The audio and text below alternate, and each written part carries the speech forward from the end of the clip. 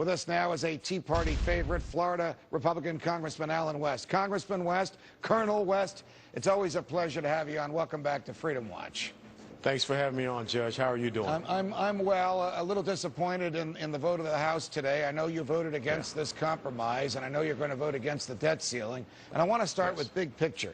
It must be frustrating for someone like you, with a military background, with fidelity to basic American values, with a Tea Party support behind you, that we need sound money and small government and stopping the borrowing, to be losing these votes and to determine that the leadership of your own party is on side. What were your thoughts when you were one of the 59 who voted against this crazy compromise that doesn't save us anything but continues the borrowing? Well, Judge, the most important thing is that, I was sent here by certain constituents to stand on principle.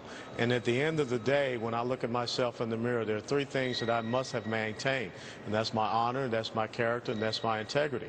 So when I look at this quote-unquote compromise continuing resolution, which did not go down to fiscal year 2008 levels, which ended up being the largest appropriations bill that the United States has ever seen at $1.05 trillion. And it really did not do anything as far as cutting spending, although everyone keeps saying that it is the largest spending cut since World War II.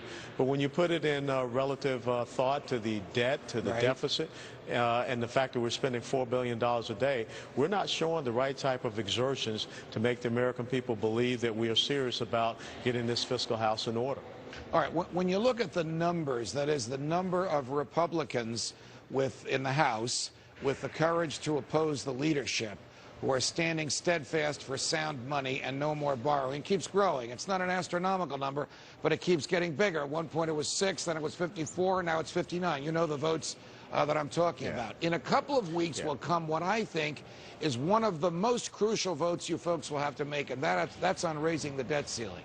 If a majority of Republicans say no, it's dead in the water, and the president will be forced to operate the government just on the basis of the money he collects. Congressman West, what is the chance that the debt ceiling will not be raised, that the Republican leadership and the Democratic compromise will collapse? Well, I'm going to do everything possible to get more people to stand on principle. I think that the only way that you could ever support raising the debt limit would be if you put in place some spending control measures, put in place a balanced budget amendment to then look at capping federal government spending at 20%, because right now we're at 24% of our GDP, and the fiscal year 2012 budget of President Obama goes up to 26%. And then I think also we need to look at how we can cut that corporate business tax rate so that we can unleash the trillions of dollars of capital with all these private sector CEOs. So those are three real critical conditions for me, because I'm not going to sign my name onto something that shows that I'm just going to be reckless and fiscally irresponsible. But, Judge, one thing that we must do. What? We have got to put the president on the horns of the dilemma and make him make some decisions, because he continues to sit back and vote present and get other people to make decisions for him, and then he gets to take the glory and be able to dance in the end zone. Well, I don't know that there's any glory or dancing in the end zone by wanting to raise taxes in a recession, but that's what he wants to do. Isn't this dead on arrival in the House of Representatives? Won't even the leadership be on the side of the Tea Party folks on this one? No new taxes? End of story? They have to be. Yeah, they absolutely have to be. And history shows that raising taxes in this type of economic situation, that's not the right economic policy to be promoting. But yet that is just the partisan, liberal, progressive byline to come up with more class warfare rhetoric, which is exactly what we heard yesterday when the president came out and had his Mulligan budget proposal. Right. Before I let you go, and you've had a career in the military, a stellar career in the military. The first time you and I met, you were on the battlefield. Yeah. Are you willing to lead the charge for substantial cuts in defense spending? I don't mean $3,000 coffee pots. I mean substantial cuts in defense spending. Do we need 900 military facilities around the world in order to bring the budget into line with revenues?